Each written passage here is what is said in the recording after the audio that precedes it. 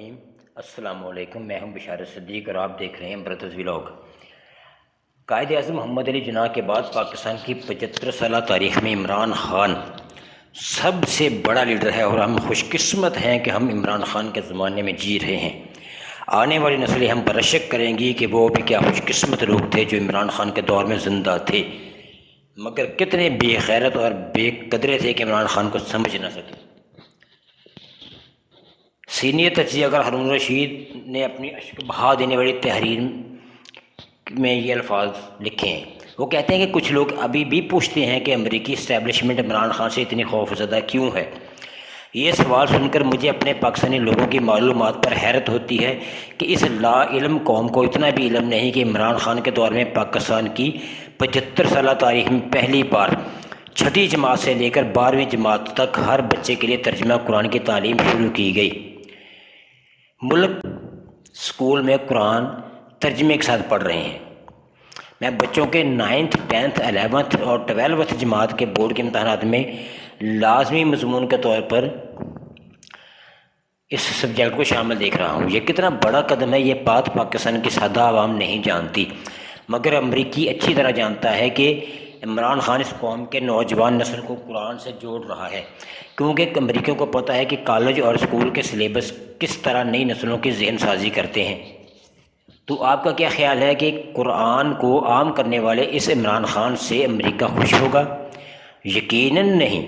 یہاں ایک اور وجہ بھی یاد کرانا ضروری ہے۔ عمران خان نے اقوام متحدہ میں کھڑے ہو کر 193 ملکوں کی تنظیم کے سامنے یہ جملے بولے: حضور نبی کریم صلی اللہ علیہ وآلہ وسلم ہمارے دلوں میں بستے ہیں، اور جب مغرب میں انگریزوں میں کوئی حضور صلی اللہ علیہ وآلہ وسلم کی شان میں گستاخی کرتا ہے تو ہمارے دل دکھتے ہیں، اور دلوں کا درد سب سے زیادہ شدید درد ہوتا ہے۔ کیا اب بھی نہیں سمجھے کہ عمران خان امریکہ کی نظروں میں کیوں چبھتا ہے؟ یاد کرو، جب اس کی ماں کینسر سے فوت ہوئی تو اس نے کینسر ہسپتال بنا دیا کہ کسی اور کی ماں کینسر سے نہ مرے۔ پھر جب وہ وزیر اعظم بنا اور سردی کا موسم آیا تو اس نے پناہ گاہیں بنائیں کہ مزدور اور غریب سڑکوں، فٹ پاتھ وغیرہ پر نہ سوئیں۔ صحت کارڈ دے کر ہر غریب کو 10 لاکھ علاج کے لیے دیے۔ جب وہ لنگر خانے میں گیا تو مزدوروں کے ساتھ بیٹھ کر کھانا کھانے لگا۔ جب بات شروع کی تو ایاک نعبد و ایاک نستعین کہہ کر آغاز کیا۔ جب مدینہ منورہ جیسے پاکیزہ ترین شہر میں پہنچا تو جوتے نہیں پہنے بلکہ ننگے پیر چلا۔ مشرف نے امریکہ کو پاکستان میں ڈرون حملوں کی اجازت دی۔ زرداری کے دور میں ڈرون اٹیک ہوتے رہے۔ نواز شریف کے دور میں بھی سلسلہ جاری اور ساری رہا، مگر عمران خان نے ایبسلیوٹلی ناٹ کہہ کر بتا دیا کہ وہ غلامی قبول نہیں کرنے والا۔ عمران خان کے 3.5 سالہ دور میں امریکہ ایک ڈرون حملہ نہیں کر سکا۔ اب بتائیں، کیا ایسا شخص امریکہ کو برداشت ہو سکتا تھا؟ پھر وہی ہوا جو ہونا تھا۔ امریکہ نے پاکستان میں موجود اپنے گماشتوں کو بول دیا کہ بس اب اور نہیں، اور بالآخر امریکہ اور امریکی گماشتے جو کہ پاکستان میں پہلے سے موجود تھے، انہوں نے وار کیا۔ یہ وار کارگر گیا اور وہ جیت گئے۔ عمران خان اور پاکستان ہار گیا۔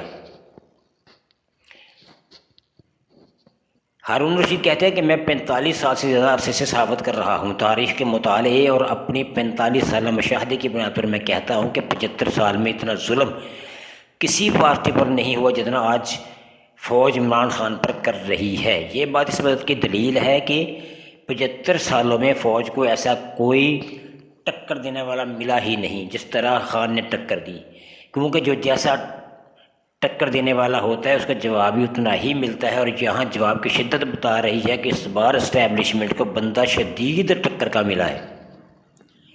آج تک یہ نہیں سنا تھا کہ کسی امیدوار کو الیکشن کے کاغذات ہی جمع کروانے سے روک دیا گیا ہو۔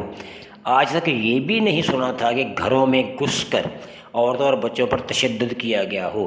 آج تک یہ بھی نہیں سنا تھا کہ ایک جماعت پر الیکشن کمپین کرنے پر گرفتاری ہو، جبکہ دوسری جماعت پر ٹی وی پر دکھائے جانے والے جلسے ہم وقت چہک رہے ہوں۔ آج تک یہ بھی نہیں سنا تھا کہ فوج ایک پارٹی سے اتنی ڈر گئی کہ سرے سے اسے پوری پارٹی کو ہی الیکشن سے نکال دیا۔ آج تک یہ بھی نہیں ہوا اور یہ بھی نہیں دیکھا گیا کہ اتنا ظلم کرنے کے بعد بھی ایک بندہ ملک میں سے 200 سے زیادہ سیٹیں جیت گیا، اور پھر وہ ہوا جو آج تک نہیں ہوا تھا کہ 1,00,000 کی لیڈ بھی بدل دی گئی۔ واقعی آج تک عمران خان جیسا کوئی آیا ہی نہیں جو امریکہ کے سامنے ڈٹ گیا ہو، یہاں تو سب لیٹ جاتے تھے، ڈٹ جانے والا پہلی بار دیکھا ہے۔ اگر عمران خان کو تاریخ کے آئینے میں پرکھا جائے اور موجودہ حالات میں عمران خان کی ثابت قدمی دیکھی جائے تو بلا مبالغہ بآسانی کہا جا سکتا ہے کہ ذوالفقار علی بھٹو عمران خان کے قدموں کی دھول بن چکا ہے۔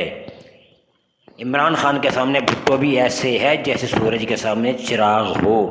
خلاصہ کلام یہ ہے کہ قائد اعظم محمد علی جناح کے بعد پاکستان کی 75 سالہ تاریخ میں عمران خان سب سے بڑا لیڈر ہے، اور ہم خوش قسمت ہیں کہ ہم خان کے زمانے میں جی رہے ہیں۔